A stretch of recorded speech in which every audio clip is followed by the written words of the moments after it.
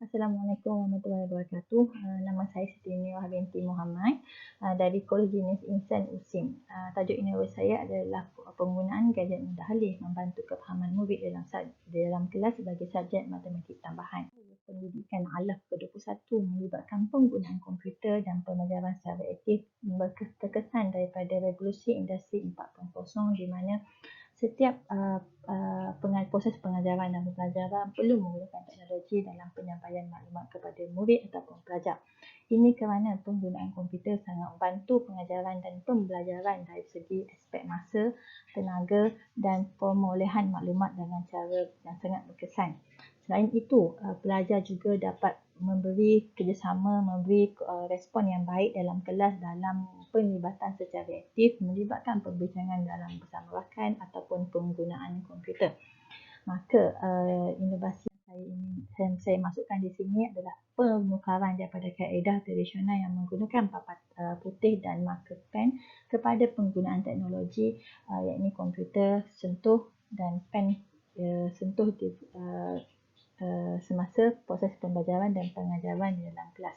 Tiga objektif utama yang ingin saya kecapi ialah pertama, meningkatkan minat murid untuk belajar subjek matematik tambahan. Kedua, mengaplikasi pembelajaran aktif dalam kelas. Ketiga, meningkatkan tahap motivasi pelajar untuk mempelajari subjek matematik tambahan. Seperti mana yang kita tahu, matematik tambahan adalah subjek yang agak sukar dan sentiasa dianggap sangat susah oleh para pelajar disebabkan oleh pemikiran mereka yang menyatakan bahawa subjek ini melibatkan banyak nombor, banyak konsep yang perlu difahami. Sebenarnya selain itu, kaedah pengajaran yang digunakan untuk menyampaikan ilmu matematik ini menggunakan kaedah tradisional yang sangat membuat pelajar cepat merasa bosan dan mengantuk.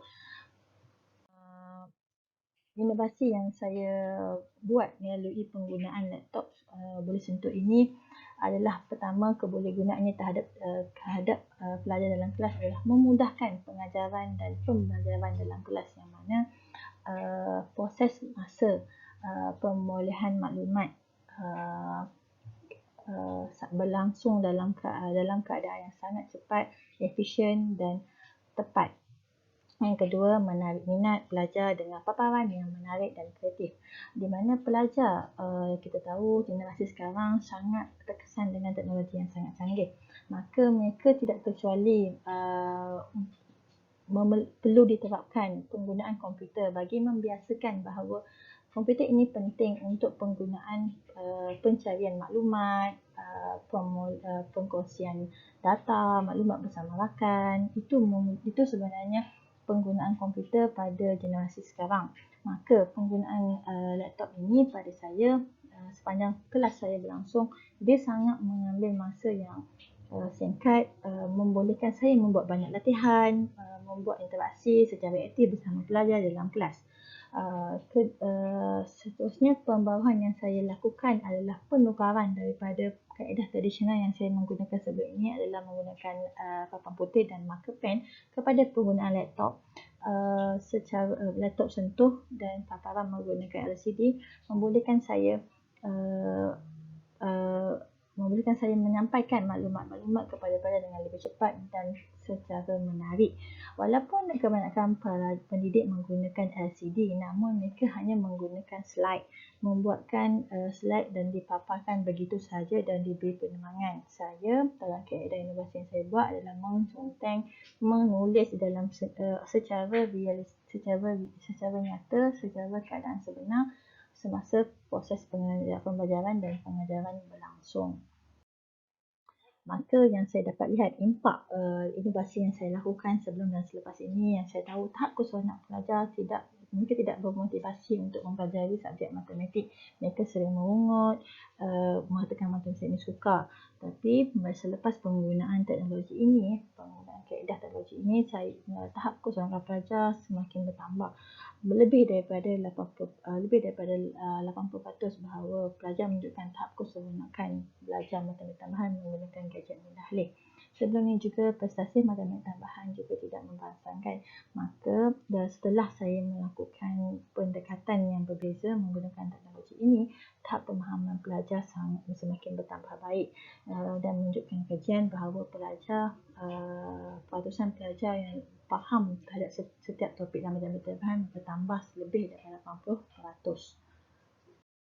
Sumbangan saya terhadap inovasi ini yang pertama, menjana kreativiti dalam pengajaran dan pengajaran secara aktif. Kerana kreativiti ini melibatkan oleh paparan tulisan yang sangat cantik, menarik, boleh dapat ambil saja nota-nota ataupun sumber copy and paste dan letak di situ, dan kita berconteng di situ, boleh menulis nota-nota penting kepada anak murid, dan kita boleh menyimpan semua nota kita ini dalam bentuk atas talian untuk dapat dirujuk semula oleh pelajar. Sampai di sini saja saya punya inovasi.